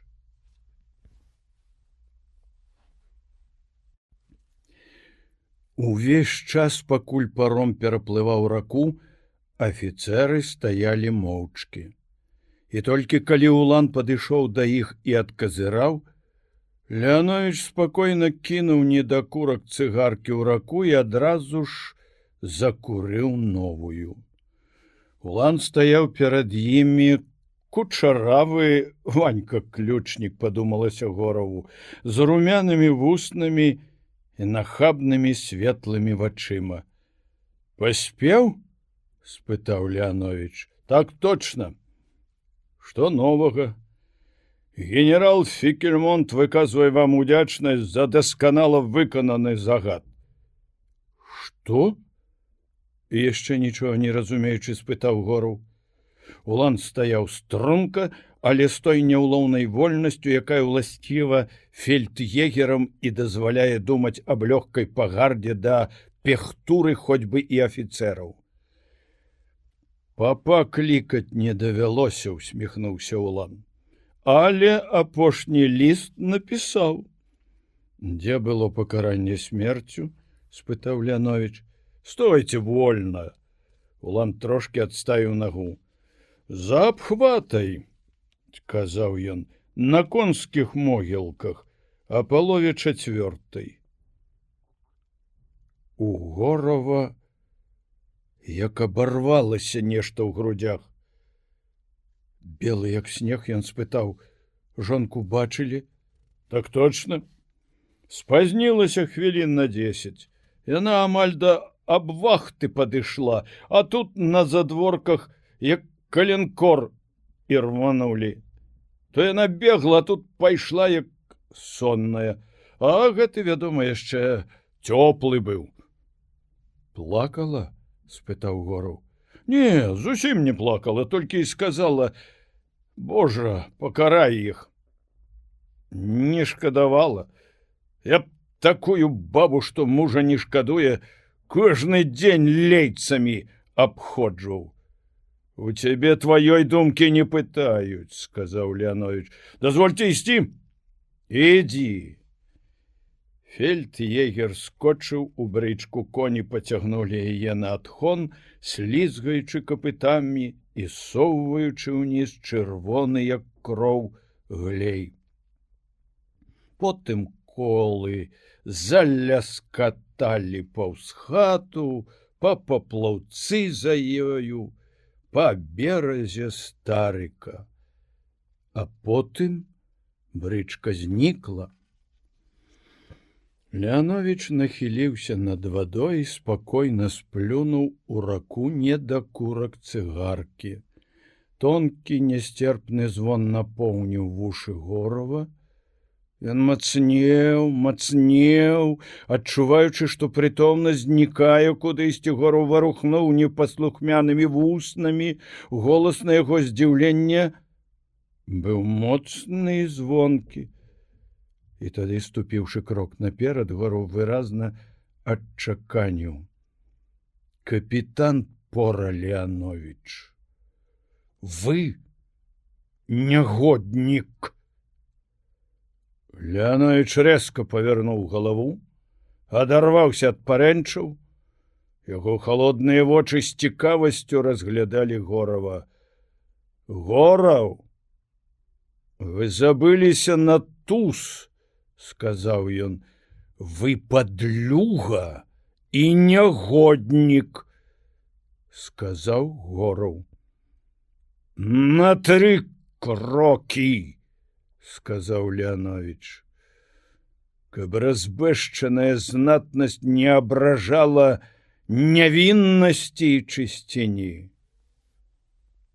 І раптам пасур'ёзніў. На гладка выгаленых шчоках набраклі каменныя жаўлакі. «Што ж, гэтым рана ці позна павінна было скончыцца. Мы занадта перашкаджалі адзін аднаму. Зайдзіце ў хату, возьміце стрэльбу і чакайце мяне на сцежцы ў Турск, ля вярбы.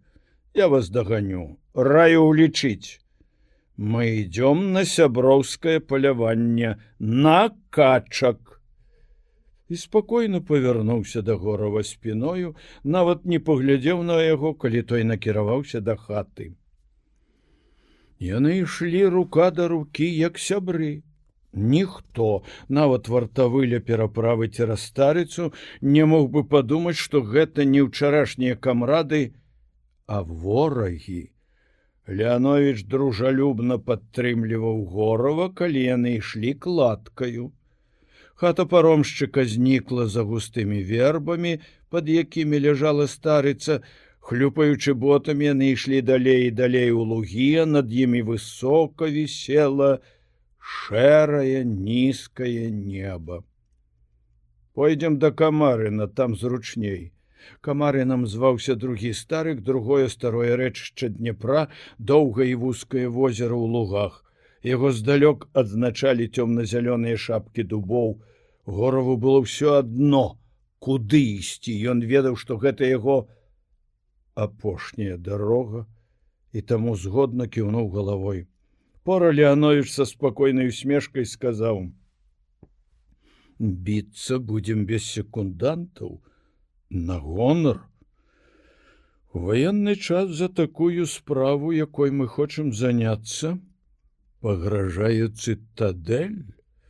Таму той, каму пашанцуе забіць другога, не павінен гаварыць пра дуэль, або, як казалі продкі, двабой. Забітага на інсургентаў». Гораў прагна дыхаў вільготным паветрам, тым паветрам, якое ў дні жніўня выразна прачувае раскошную цёплую восень. Крычалі кнігаўкі, малілі аб вадзе, хоць яе досыць было на залітых лугах. Іхні енк аддаваўся недзе глыбока пад сэрцам. «Піць, піць!» — крычала адна. Але Гораву здавалася, што гэта яна ў смяротнай скрусе плача. «Жыць! Жыць!» Няўжо можна проста хадзіць па лугах, не думаючы, што чакае смерць? Вось качка ўзнялася з сітнягоў, паказала рабую грудзіну. Напэўна, сэрца яе абарвалася ад жаху, калі яна ўбачыла за спінамі людзей трубкі, што вывяргаюць полымя і смерць. Адкуль ёй было ведаць, што людзі занятыя больш важнай справаю? У вас правая не ў парадку, не пужайцеся. Я таксама буду левай. Я не пужаюся, сказаў Гораў. І хоць зусім не думаў пра гэта, дадаў з паважнасцю. Я хачу толькі хутчэй стрэліць у вас, вы мне абрыдлі. Недзе далёка скупы прамень сонца прабіўся праз хмары і палажыў на мокрай траве ізумрудную пляму. Каржакаватыя дубы над камарыным патыхалі вільгаццю. Бліснула стужка затокі. Здзічэлы конь, іх многа было ў тое лета, чуйна ўзняў галаву ад вады, з цёмных шэрых губ падалі кроплі і кінуўся прэч. Коні баяліся людзей. Ад людзей пахла не хлебам, крывёю, як ад ваўкоў. Досыць, сказаў Пора Леанович. Далей не пойдзем, у выпадку чаго будзем казаць, што забілі з хмызоў пад дубамі. Хмызы былі крокаў за 200, а вакол былі мокрыя лугі з высокай перастаялай травой. Леанович дастаў з яхташа скрыначку з дуэльнымі пісталетамі. «Мае», — сказаў ён, — «выбірайце першы, лепшы». І, кінуўшы на зямлю плашч, пачаў мераць ад яго крокі. 10 крокаў, спадзяюся, немнога? — спытаў ён. Гораў сурова кіўнуў галавою. І ад бар'ера яшчэ 5 крокаў на падыход. Яны разышліся на крайні след. «Па першаму крыку кнігаўкі!» — крыкнуў Леанович. За 20 крокаў зусім блізка Гораў бачыў постаць ворага з пісталетам у апушчанай руцэ. Бачыў страшныя блакітныя вочы, рот сціснуты ў змрочнай жорсткай усмешцы, і ведаў, што як бы не хацелася жыць, ён, Гораў, не стане на бар'еры бокам да ворага, не захіліць грудзей пісталетам, хоць правілы дуэлі і дазваляюць гэта, бо было нешта большае за страх, які жыў у ім. Кнігаўкі, спуджаныя крокамі, пачулі цішыню і пачалі ўзлятаць. Каўкнула першая. «Пара!» — сказаў Леанович. Гораў пайшоў, здымаючы пісталет, як праз сон. Ён бачыў усё бліжэй і бліжэй пустыя блакітныя вочы, крок, яшчэ. Мокрыя травы пакідалі на ботах бледна-зялёныя сцяблінкі і пялёсткі перастаялых кветак, і Гораў жахлівай выразнасці, як ніколі ў жыцці, бачыў гэта. Яшчэ бачыў, як са спакойнай усмешкай ішоў на яго вораг. Ягоны пісталет быў амаль ужо на ўзроўні грудзей, і тады, ведаючы, што даволі ісці, што гэта апошняя хвіліна жыцця, і пакутуючы гэтым і не шкадуючы ні аб чым, Гораў удыхнуў гаркаватае паветра і, не цэлячыся, націснуў курок. Лёгкі дымок празрыстым камячком вэлюму паплыў на ўзроўні яго вачэй. Праз гэты дымок здзіўленыя вочы Горава ўбачылі, як Пора Леанович таргануўся наперад, быццам наткнуўся грудзьмі на нешта нябачнае і стаў, хіснуўся, неяк дзіўна заводзячы руку з пісталетам і гледзячы на Горава, а потым моцным узмахам рукі адкінуў свой пісталет у балоціну. Нейкая страшная сіла хіліла яго да зямлі, яго дужае цела. Ён змагаўся, але яна паставіла яго на дрыготкія калені і потым шпурнула на траву сваёй магутнай рукой. Ігораў кінуўся на дапамогу, забыўшы ўсё, і рвануў мундзір, раздзёр сарочку на грудях і ўбачыў нізка пад левым саском маленькую, круглую ранку. Это было зусім не страшно. Толькі адна-дзве кроплі крыві. Але Горава здзівіла не гэта. Яго здзівілі вочы Леановіча, у якіх цяпер не было пустаты, а было мертвянае здзіўленне. Леанович варухнуў вуснамі. Пісталет у багну, прашаптаў ён. Здзіўленыя, неяк па-дзіцячы светлыя вочы спыніліся на Гораве, які калаціўся ад непапраўнасці зробленага.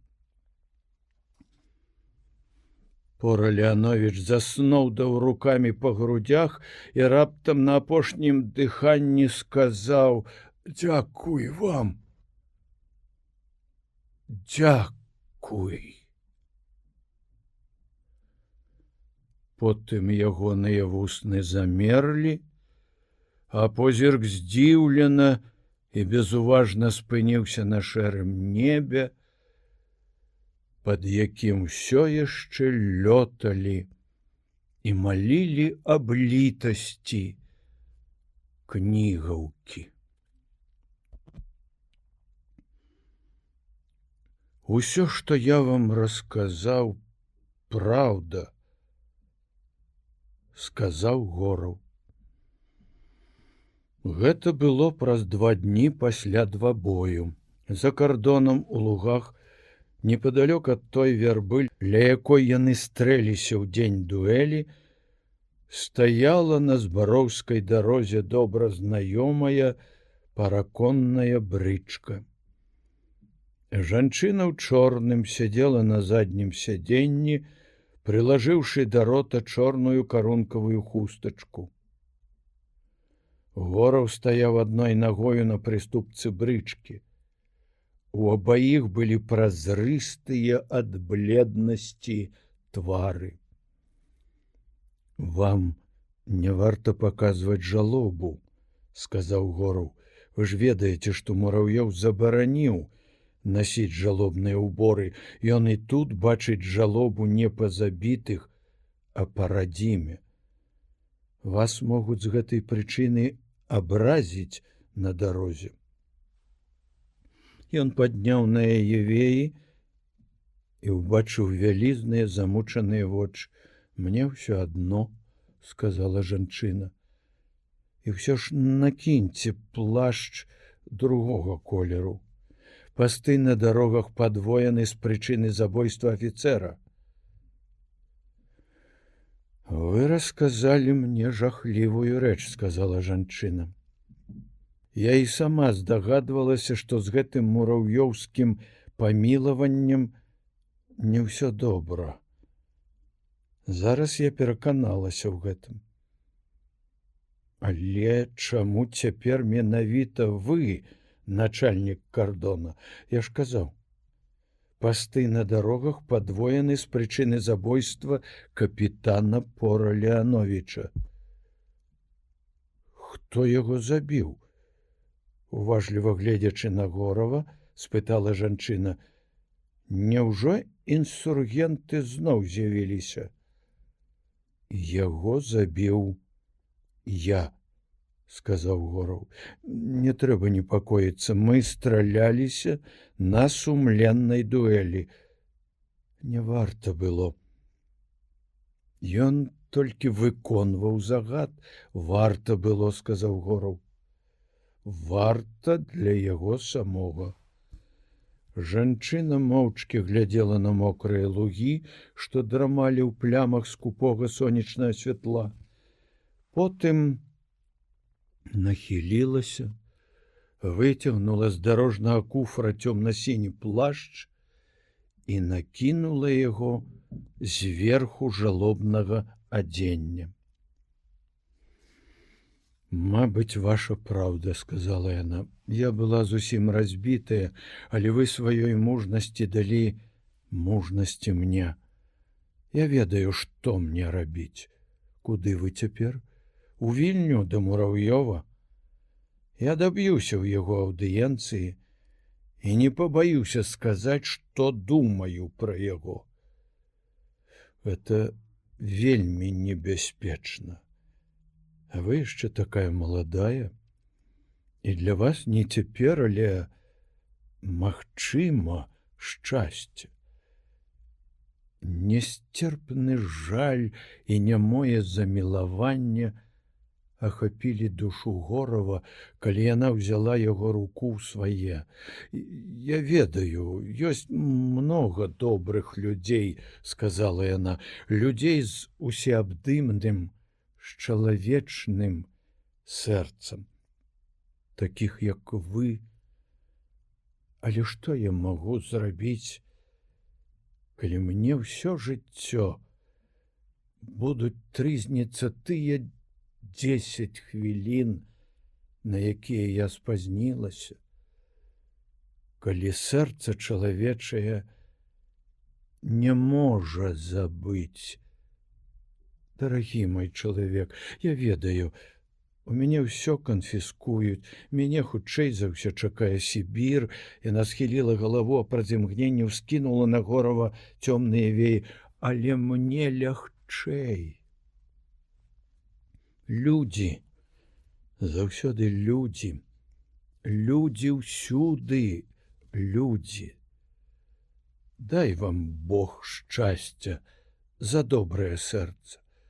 Шчасця з невядомай мне рускай жанчынай, такой самай добрай, як вы». «Не трэба, пані», — сказаў Гораў. «Маўчыце», — сказала яна. «Чым я магу аддзякаваць за ўсё?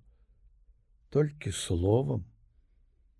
Дай вам Бог шчасця і вам, і дзецям, і ўсім нашчадкам вашым.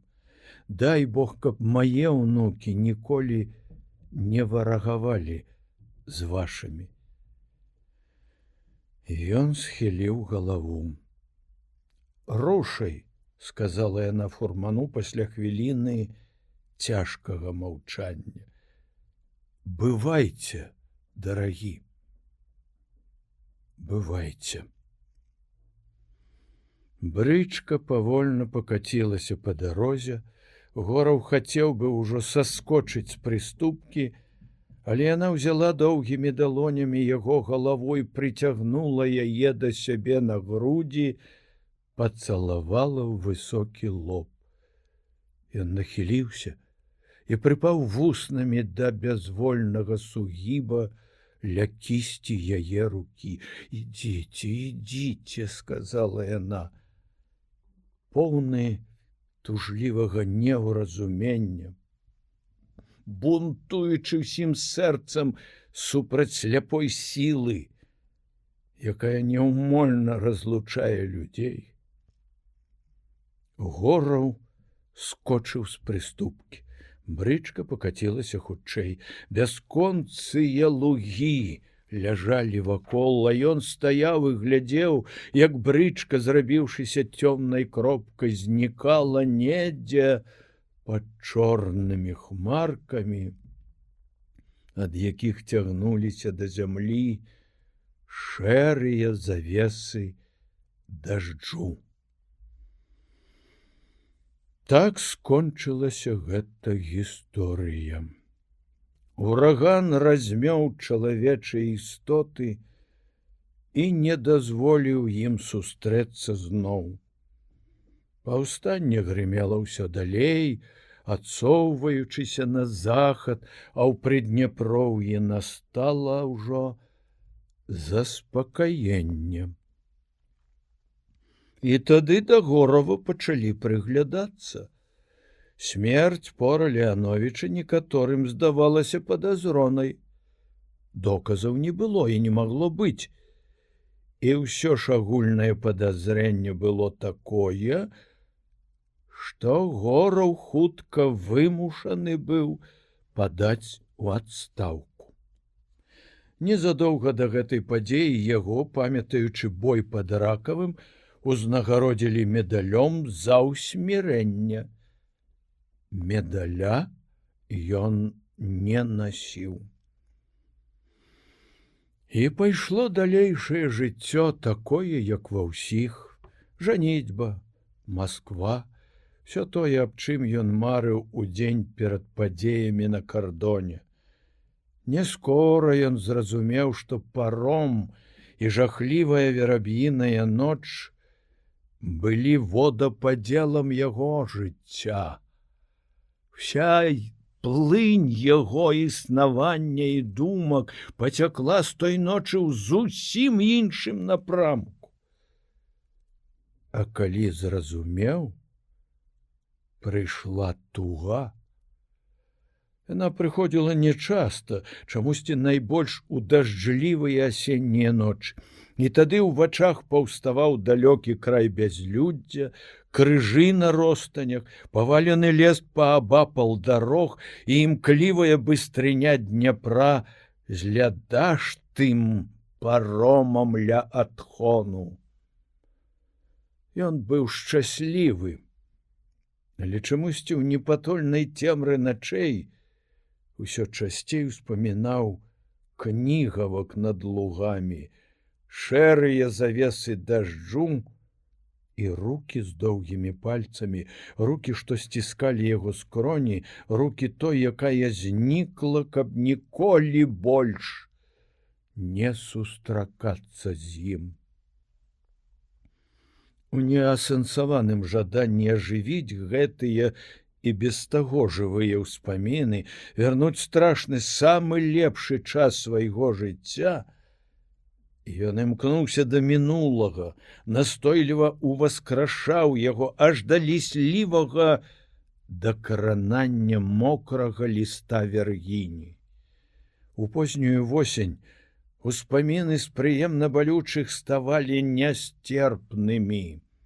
І тады, каб хоць трошки перажыць неадольныя чары гэтай зямлі, якая ляжыць недзе і кліча прызыўным клічам, што нельга згасіць у сэрцы, Гораў браў паляўнічую стрэльбу і знікаў з Масквы.